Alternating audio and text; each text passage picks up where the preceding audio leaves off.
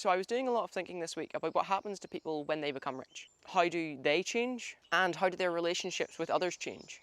And I thought that was a really interesting topic to make a video on, so here we are. So I think a good way to start this video would be explaining why I'm going into business, why I want to be successful. And it's very simple. I'm simply going into business because I want to be rich. I want to stop being poor. That's it. That's the only reason I'm going into business. And obviously down the line, I want to, be charitable and help other people and give back to the community and all that. But I need to make money first before I can help other people. And a lot of people have a problem stating the fact that they want to go into business or they want to be rich to have money and to benefit themselves. And a little understanding as to why this is will help me explain the rest of this video. So you see someone driving down the road in a Lamborghini, Ferrari, Porsche, supercar of your pick. And your first thought is immediately, that's a bad person. That person's unethical. They manipulated people. They were born into money. They got lucky. Like, your brain immediately comes up with every excuse other than the fact that they maybe worked really, really hard, and it's always like, oh, why are they wasting money on that? They could be helping other people. Like, nobody ever thinks that the rich person might actually have just worked really, really hard to achieve, their goal of their supercar. Because accepting the fact that the rich person is exactly the same as you would also mean accepting the fact that you both started on the exact same playing field, and the rich person just managed to go further than you and do more than you. And people really don't like to contend with the fact that they could have done more and they could have achieved more. They like to feel secure in themselves. Because accepting the fact that a rich person is exactly like you would also mean accepting the fact that you both started on the same playing field with the same odds.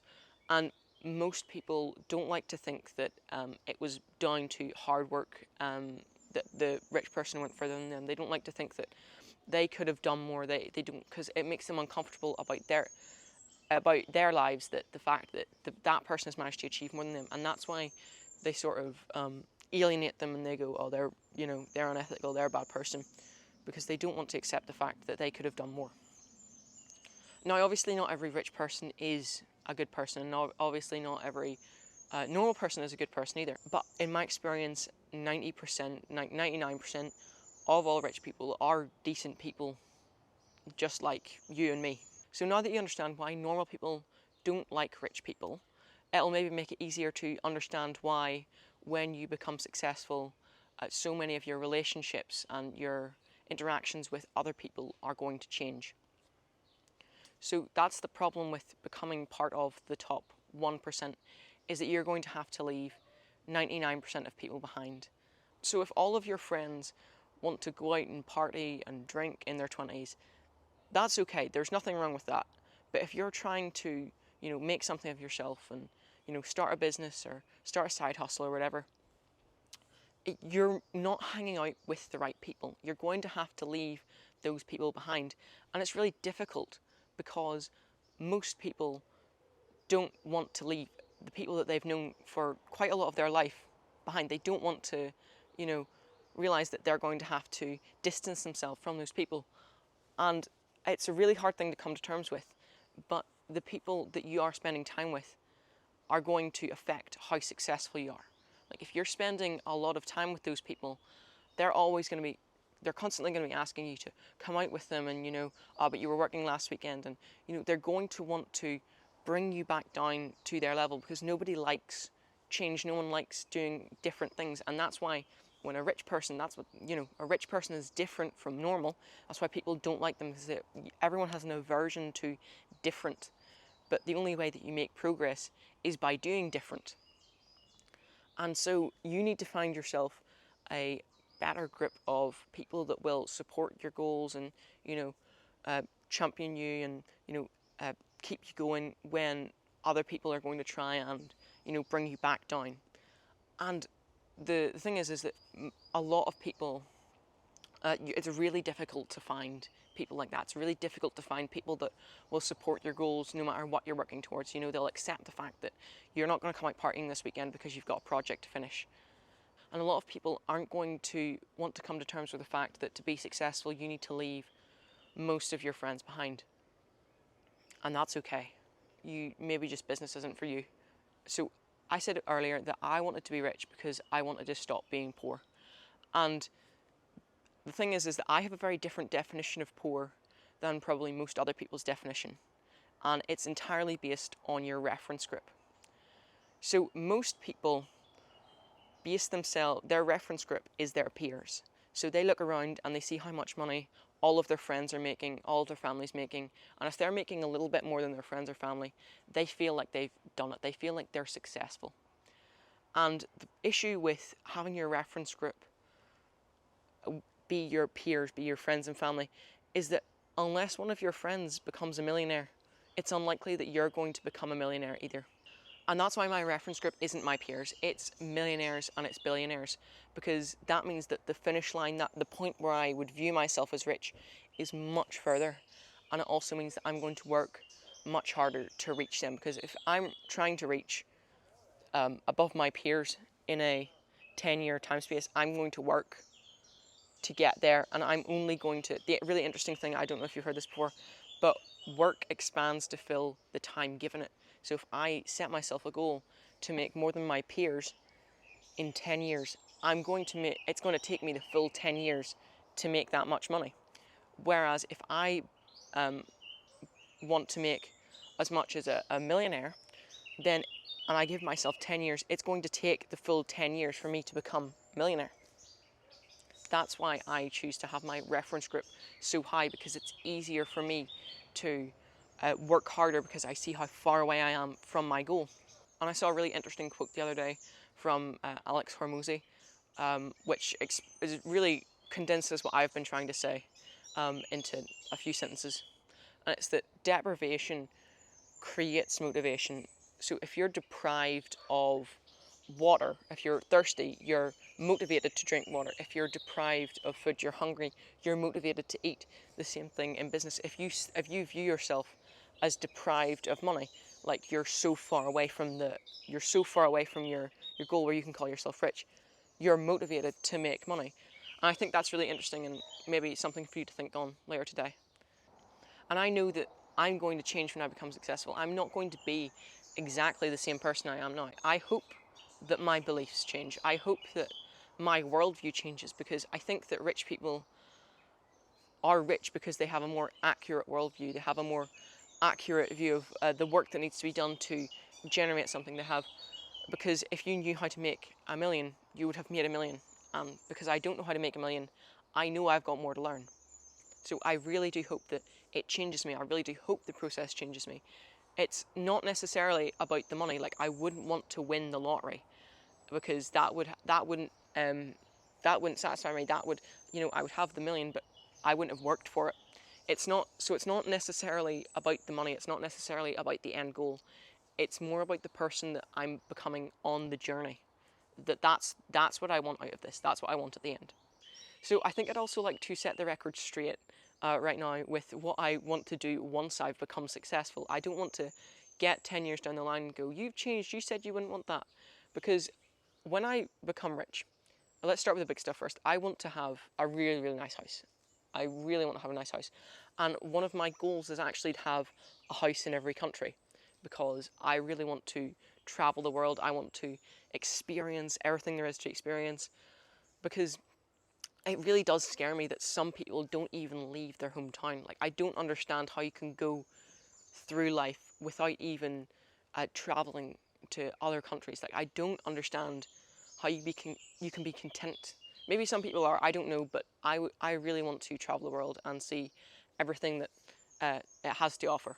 I also want to own a couple of supercars, obviously, and old cars. I really love some of the older models of cars. I think they're so cool. And here's something that I also want, that I think people buy but don't really understand why they're buying it, is I really love watches as well. Like, I love watches, in particular open heart watches, where like it's glass and you can see all the gears and stuff inside. Oh, they're so cool. I love them. I think most people buy them as sort of a status symbol, to prove that they're rich or whatever, but I just like them because they look cool, and I would love to, have a little distraction on my wrist that, I can just watch ticking away. That I think that'd be really cool, because at the minute I have, the the basic Casio digital watch, which is all function, no form. If we're being honest, I really want to upgrade, hopefully someday soon. And as well as cameras, I really, really love photography and videography. I have a couple of goals with my cameras. I would love to own, I'd love to own a Hasselblad. If you don't know what it is, look them up. They're super expensive, but they're also, like, in my opinion, the nicest camera you can own. I also want to own a couple of Reds, which are cinema cameras, like proper cinema cameras. I want to make a movie. That's another goal for my life, I guess, like a side quest. You could say. I would love to make a movie in my spare time, and I also drones as well. I've been looking at drones recently, and they're so expensive, but they're so cool. I'd love to have a drone. Yeah, so I just, like, that was a little bit about what I want to achieve, like what I want to have when I become rich, because I don't want to get there and people go, you said you wouldn't want that, you've changed, you bought something that you said you shouldn't, you bought something for the sake of buying it. And it's like, no, I do want these things right now. I want to have these things, and so I'm going out to get them. I'm going out to, that's why I'm starting a business, because most people, they want these things, they have them on their vision board, but they never actually take any steps towards getting them. And I think that's really strange. Like, I don't understand why you would have something that you don't plan, like, you constantly say you're going to get a supercar or whatever, and you don't ever intend to. I think a thing that people worry about is that when they become rich, other people are going to treat them differently. And look, people are going to treat you differently when you become rich. It's really interesting that if you show up at a family gathering with a supercar, a lot of people are going to start talking about you, and a lot of people are going to question you, like, why did you buy that? What's the point in you buying that? But if you turn up to a business meeting with a second-hand, like, half broken down car, everyone's going to be like, what the hell are you doing turning up in that? But the thing is you're the same person either way. Like, the perception doesn't change. Like, depends what sort of world you want to fit into. If you want to be a millionaire and you want to be successful, you're going to have to act like a millionaire. I'm going to do this. This is like sort of teasing a video that I want to make in the future, but appearance does matter. But the thing is that you're the same person. You've not changed. You are still the same person at the family gathering as you are at the business meeting. It's only the exterior that's changed. And if people treat you differently based on what you buy or what you have, that's not a you problem, that's a them problem. Yeah, that's my little bit of wisdom for today. I hope I improved it somewhat. If you want to stay, I'm going to be just talking about what's going on in my life. If you don't, I hope I could, share some knowledge, and I'll see you later. So, I recently, 2 weeks ago, I came off school for study leave, and I sort of had a realization, which was there's a good chance I'm not going to see almost anyone in my year ever again. Like, there's a good chance that a couple of the friends I had, because it was my last day of school, because I'm leaving this year, so it technically was my last day of school, I'm probably not going to see a lot of those people ever again. And I had to come to terms with that, and in the end I realised that's okay. Like, there's a couple of people I would love to still have in my life. I would love them to remain friends with me, but if they don't, come with me, if they don't, share my journey, like, it's not up to me. I don't get to decide that somebody else wants to be successful, wants to be rich. I don't get to decide that for them. That's a decision they have to make for themselves. And it is sad that quite a few of my friends I'm probably not going to see again. There's a couple I would love to come with me, and I'm going to really try and bring them along, but it's ultimately it's not to me. So it's yeah, I just sort of had that realization. I am on study leave, so I'm midway through my GCSEs, and honestly it sucks. I've got 3 weeks now where I'm doing nothing, but I can't work on my business because I have to revise. I can't really, the only thing I'm doing right now is sort of half revising for my GCSEs and then half doing YouTube, and then it sort of ramps up. I've got, like, in a few weeks time, I've got like a massive week where I have like a GCSE and a massive exam every other day. So I'm just gonna have to do that. Unfortunately, I'll probably pre-record a video the week before and send it out, but I won't be making a video that week. As well, yeah, I've started morning shifts at my part-time job. I do Tuesdays, Fridays, and I do Friday night and then Saturday morning. So I'm up at 6 in the morning. Actually, I'm up at 5:30 in the morning to get to job for 6, so my Saturday's kind of been taken over that because I work until 2. Yeah, the money I make from the job's really not. It's good money. If I'm going on my peer-based standards, it's still like people obviously make more than me and stuff, and like everyone always wants to talk about that, and I don't really care because I'm not basing myself on how much they make. But it's honestly, all of my money at the minute is just basically spent on reinvesting into, you know, YouTube videos and just a general maintenance of my camera equipment. Like my tripod's actually broken at the minute, and I need to get a tripod, and a half decent tripod is like 100 quid. So I have to get that now because the wee base thing has the wee twisty bit that holds the camera in place has broken, and it won't clamp it anymore, so the camera sort of spins around if you don't balance it perfectly. So yeah, that needs changed. I've ordered lights as well. I've got lights on the way to, you know, I can like pin them up on the trees and stuff to, you know, light my face a bit better because, you know, I could have slightly better lighting, and just like to hopefully make it a better experience for you guys. Again, I think I already mentioned a drone. Did I mention the drone? I don't think I mentioned a drone. I've been looking at drones recently because I would absolutely love a drone. They're so expensive. I definitely can't afford one because YouTube obviously doesn't pay me, and you know, working part-time job doesn't pay for the drone I want. Yeah, really, that's just an update about what's been going on in my life. I think, yeah, that's pretty much everything. Again, I'm sorry that there's no second camera. There's no secondary camera again today because I actually ran out of space on one of my SD cards because I got to have 2 for 360 and the Canon, which you're watching this on right now. So there's not actually SD. There's not actually. I didn't have enough SD cards. I had to steal one from the 360 to have the normal video. Yeah. Anyway, I hope you enjoyed a video of me just really standing in the woods and talking. I hope I improved somebody's day.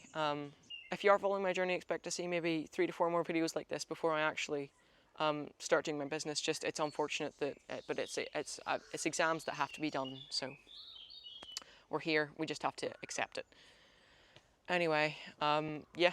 Thank you very much for watching. As always, it's greatly appreciated. I really do love that you take the time out of your day to watch my videos, and yeah, I'll see you next time. Bye.